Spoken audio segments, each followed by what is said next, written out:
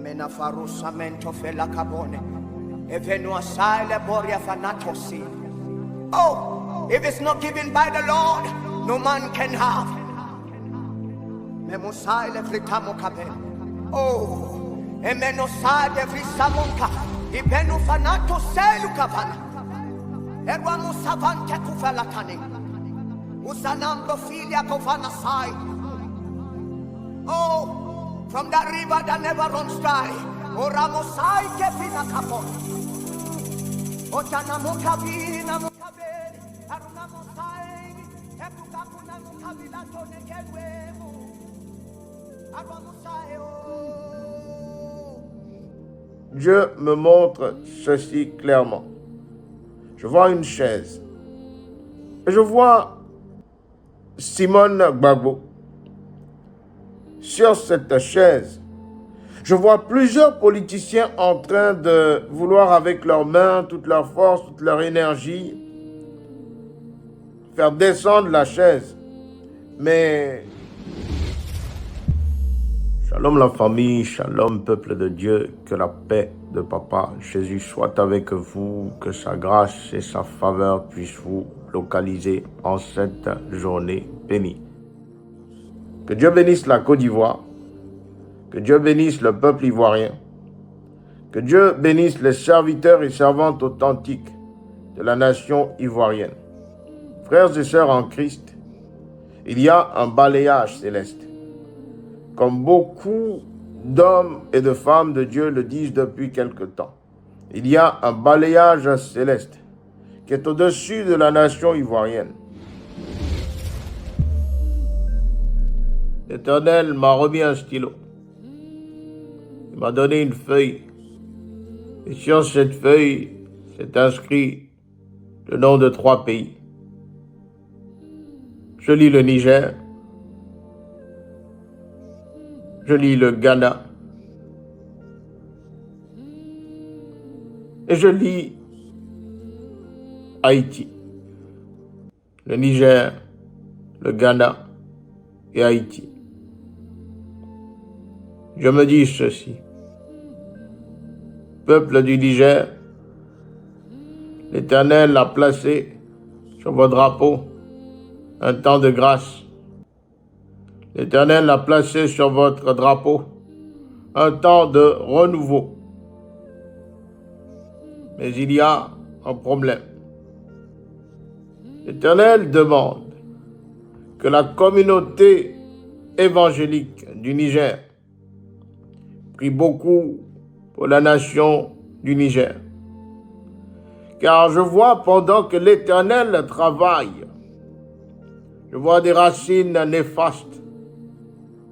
Des racines néfastes qui s'avancent vers le plan établi par l'Éternel pour son peuple. L'Éternel me dit, peuple du Niger, priez pour la nation. Car il y a des lianes liées aux coutumes, des lianes religieuses qui bloquent ce processus d'établissement. Frères et sœurs en Christ, il y a un balayage céleste.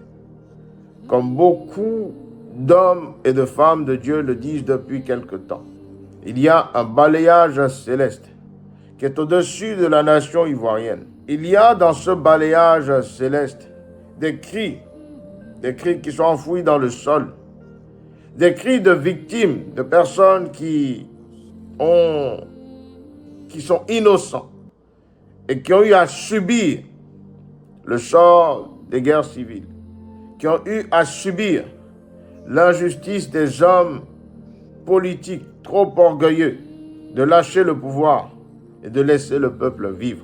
Et j'ai vu le peuple s'unir, j'ai vu une colombe passer, une colombe envelopper la nation ivoirienne. J'ai vu une nouvelle alliance avec l'Éternel. Alors, je me dis ceci, frères et sœurs.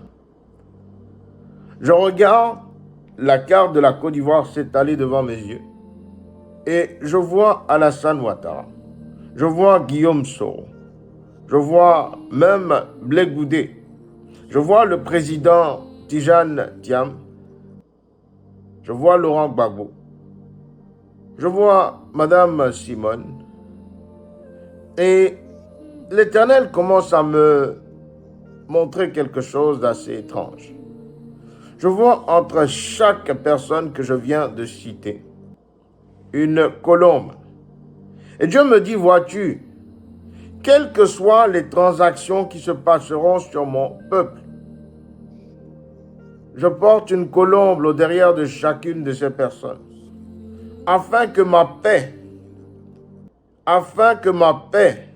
vienne descendre là où l'homme cherche à créer le chaos. Dieu me montre ceci clairement. Je vois une chaise. Et je vois Simone Gbagbo.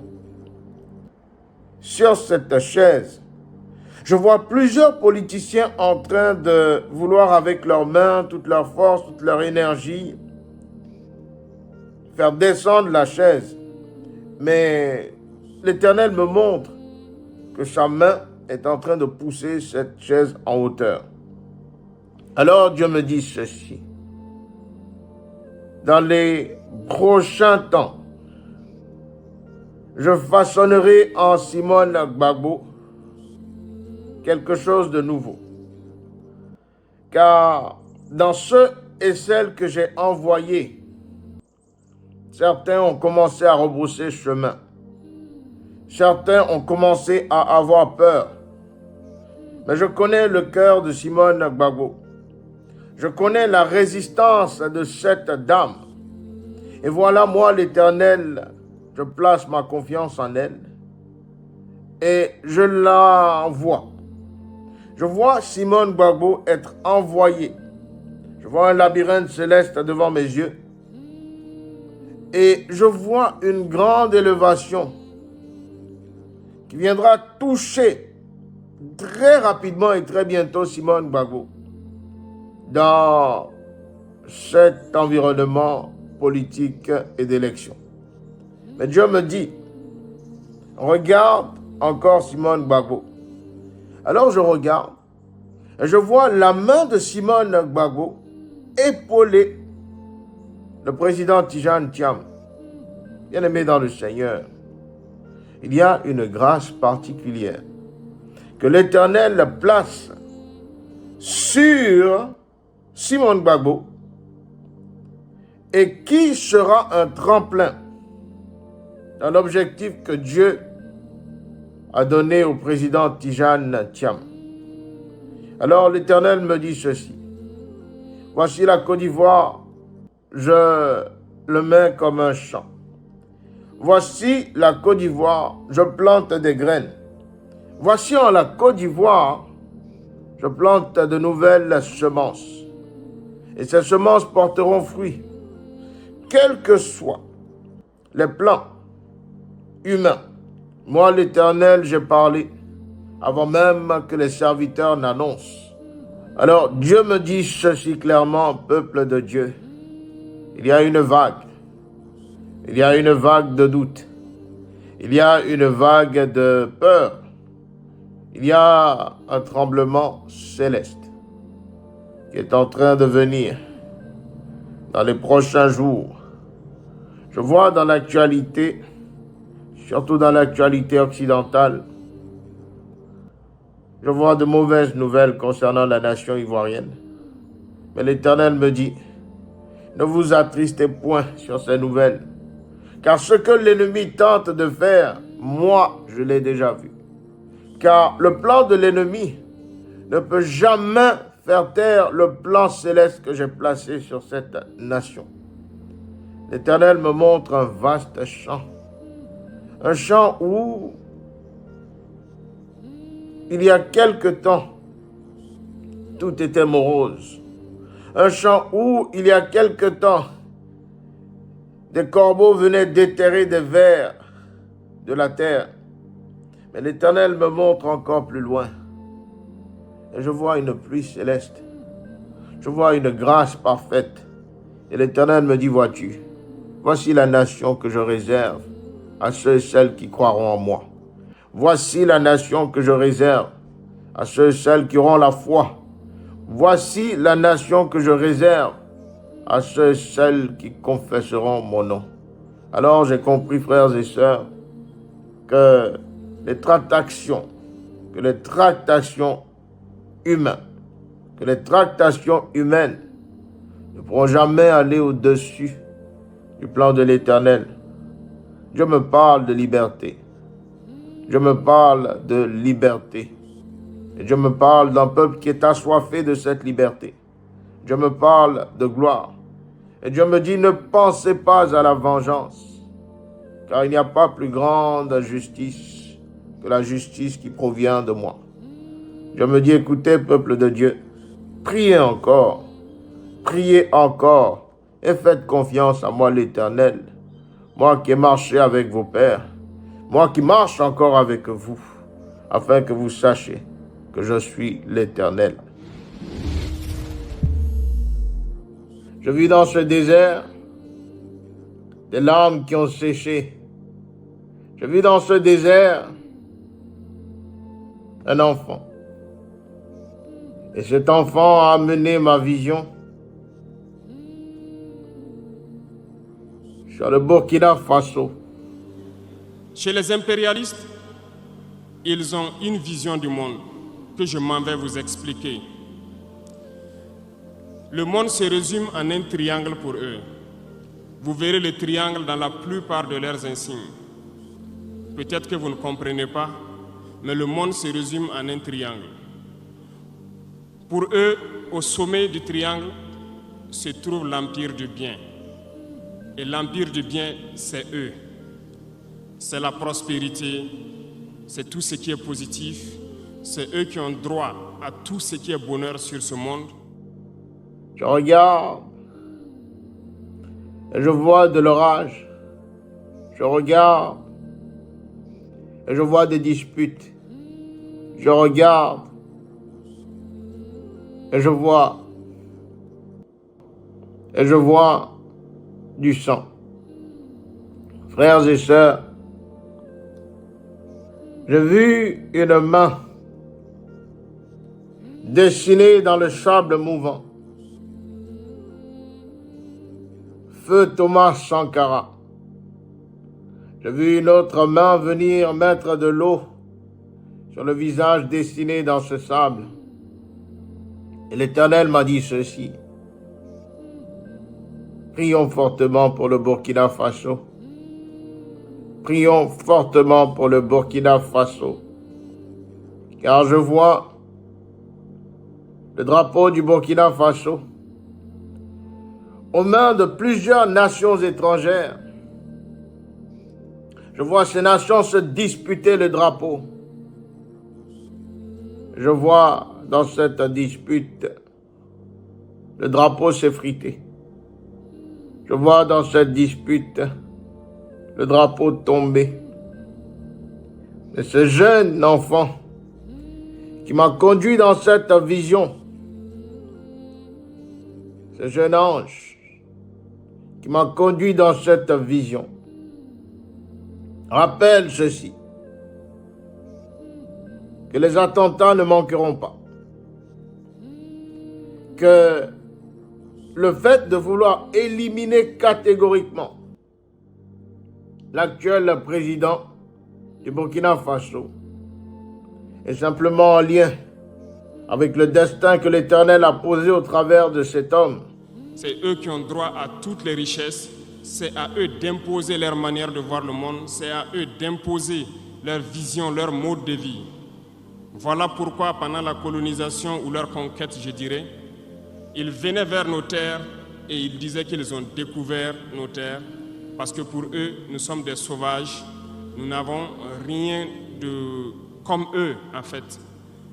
Donc, ils nous appelaient des indigènes et c'est eux le peuple.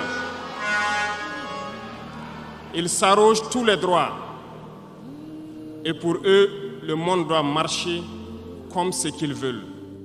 Au travers de ce capitaine Ibrahim Traoré, peuple de Dieu, je vis un avion dans le ciel.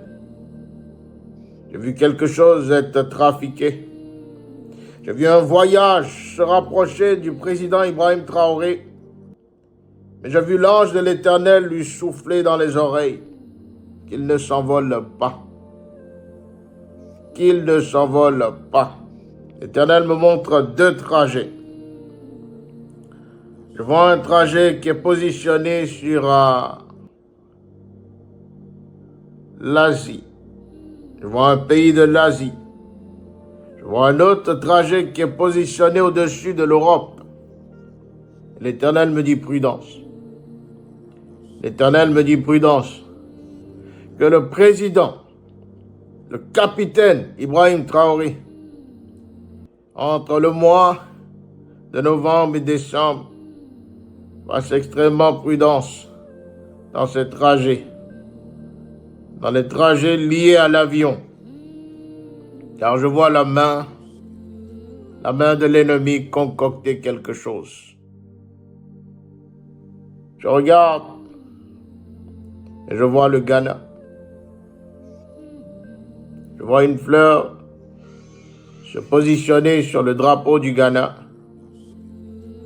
Et je vois plusieurs vautours venir manger sur ce drapeau. Je me dis, il y a quelque chose qui se prépare, quelque chose qui viendra décimer, réorganiser la politique au Ghana. Je vois un discours du président actuel, du président du Ghana. Et dans cette vision, ce qui est étrange, c'est que ce président, je vois un temps d'expiration de beaucoup trop courte durée l'entourer. L'Éternel me dit, le président actuel du Ghana ne durera pas tout le long de son terme, car je vois à côté un cercueil. Mais l'Éternel me dit prier. L'Éternel me dit prier. Car ce n'est pas dans son plan, mais dans la physicalité terrestre. Il y a quelque chose qui réclame ce président. J'ai vu le peuple espagnol pleurer. J'ai vu un maillot de foot être lavé. J'ai vu un maillot de foot être plié. J'ai vu un deuil national. Et j'entends la légende des partis. Il y a un décès prochain sur l'Espagne concernant une légende de foot. Une légende de foot. J'entends Real Madrid. Que Dieu nous guide dans cette vision. Que Dieu soit glorifié. Que Dieu soit béni.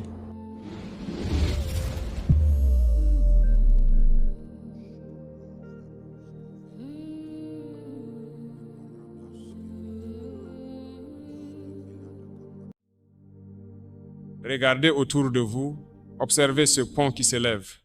Il n'est pas bâti avec des matériaux venus d'ailleurs, ni financé par ceux qui ont longtemps profité de nos faiblesses. Il est façonné par nos propres mains, à partir de ressources simples, transformées en espoir. Ce pont n'est pas une simple traversée sur l'eau, c'est le passage de l'humiliation à la dignité, de la dépendance à la liberté. Pourquoi construire ainsi? Parce que nous faisons avec ce que nous possédons. Nous n'attendons pas qu'un autre continent nous accorde l'autorisation d'avancer. Nous ne quémandons pas l'approbation de l'étranger.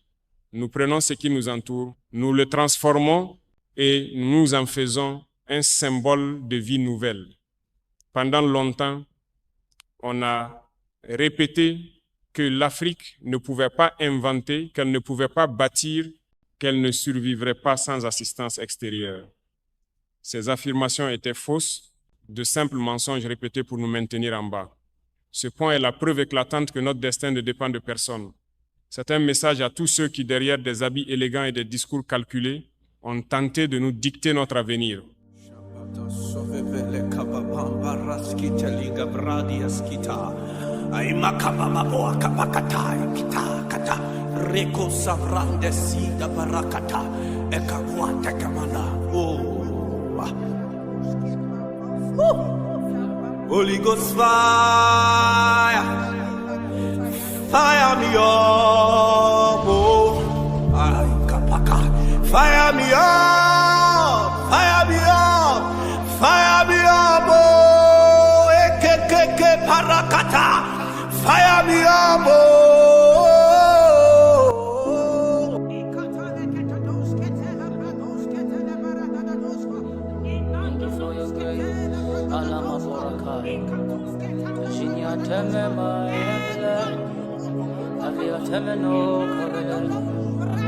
I want to see your face and know your way. I want to dwell right by in your presence. Shut up your face,